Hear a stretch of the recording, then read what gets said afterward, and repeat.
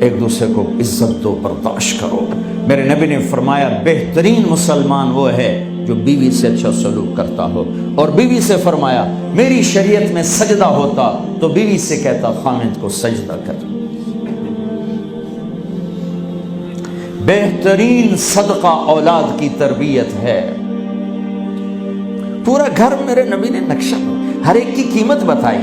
ماں تیرے قدموں تلے جنت، کہ کاش میری ماں زندہ ہوتی، تم دیکھتے میں کیا کرتا، میں عشاء کی نماز کے مصلی پر ہوتا، میں سورۃ فاتحہ پڑھ رہا ہوتا، ادھر سے آواز آتی میری ماں کی محمد، تو میں نماز توڑ کے کہتا لبیک اماں جان۔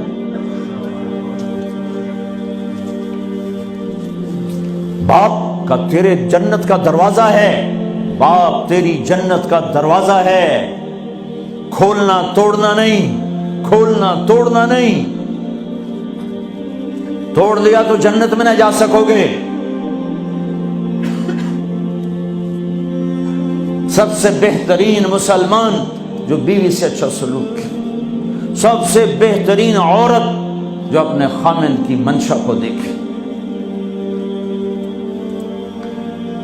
پھر آپ نے ایک عجب بات فرمائی جو معاشرے میں بہت بوجھ بنتا ہے جس کا، ہاں بھائی تمہیں ایسا صدقہ بتاؤں جس سے بڑھ کے کوئی صدقہ نہیں، تمہیں ایسا صدقہ بتاؤں جس سے بڑھ کے کوئی صدقہ نہیں۔ انہوں نے کہا جی کیا؟ کہ الابنۃ المردودہ، جس کی بیٹی کو طلاق ہو گئی یا بیوہ ہو گئی اور گھر واپس آ گئی ماں باپ کے، یا ماں باپ نہیں ہے تو بھائی ہیں، وہ ایک بوجھ بنتی ہے ماں باپ پر بھی، اور بھائی تو ویسے ہی باغی ہو جاتے ہیں۔ میرے نبی نے فرمایا اس بچی پہ خرچ کرنا کائنات کا سب سے افضل صدقہ ہے۔ گھر، ایک گھر کیسے چلتا ہے؟ ہمارے ہاں پنجاب، سندھ، بلوچستان سرحد میں بہنوں کو وراثت میں کوئی حصہ نہیں ملتا، سب بھائی کھا جاتے ہیں۔ میرے نبی نے فرمایا جس کو اللہ نے 2 بہنیں دیں اس نے ان کا حق ادا کیا، شادی کی حق ادا کیا۔ ماں باپ کی وراثت میں سے ہوتا ہے، اگر میں نے کوئی خود کمایا ہے اس میں بہنوں کا حق نہیں، ماں باپ سے اگر 1 روپیہ بھی آیا ہے تقسیم کیا جائے گا۔ جس نے بہنوں کا حق ادا کیا، شادی کی حق ادا کیا، اس پہ جنت واجب ہو گئی۔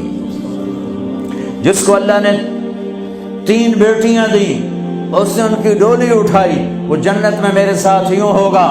ایک بولے، اگر 2 ہوں، کہ جس نے 2 بیٹیوں کی شادی کی وہ بھی ایسے ہوگا۔ اللہ بھلا کرے۔ ایک صحابی کا، کہ جس کی 1 ہو، کہ جس کی 1 ہے، اگر اس نے اس کو عزت سے رخصت کیا تو وہ بھی میرے ساتھ ایسے ہی ہوگا۔ پھر کئی بچیوں کو طلاق پڑی ہے کہ اس کو بیٹا نہیں ہوتا۔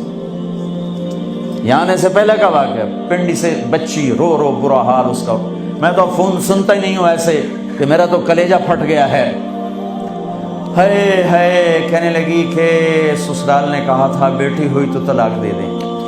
میں نے کہا اس میں میرا کیا قصور ہے، اور بیٹی ہی ہوئی اور مجھے طلاق پڑ گئی، اور میں گھر آ گئی 22 سال کی عمر میں۔ بیٹی دینے والا اللہ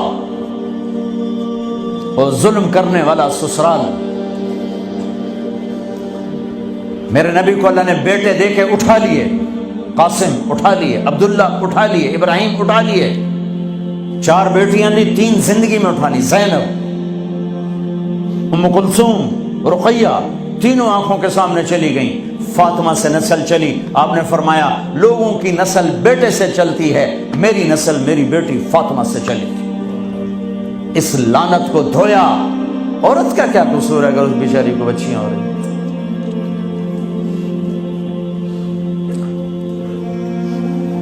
جس نے اپنی بہنوں کو حق ادا کیا، جس نے بیٹیوں کو ڈولے میں بٹھایا، ان کا حق ادا کیا، کہ جنت میں یوں ہو جائے گا۔ بہنوں کو دینا اتنا ضروری ہے، حرام ہو جاتی ہے روٹی۔ میں نے مولانا جمشید صاحب میرے استاد ہیں، میں نے ان سے تفسیر پڑھی۔ میں ایک دن شہد کی بوتل لے کر گیا، پرانی بات ہے 76-77۔ میں نے کہا حضرت یہ ہدیہ ہے۔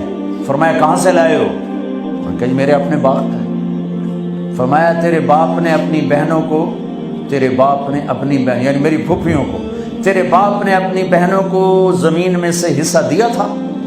یہ سوال کیوں کیا؟ 10 روپے کی شہد کی بوتل تھی اس وقت، کہ اگر دیا تھا تو یہ میں لے لوں گا، اگر نہیں دیا تو پھر یہ حرام ہے، میں نہیں لوں گا، یہ مطلب تھا۔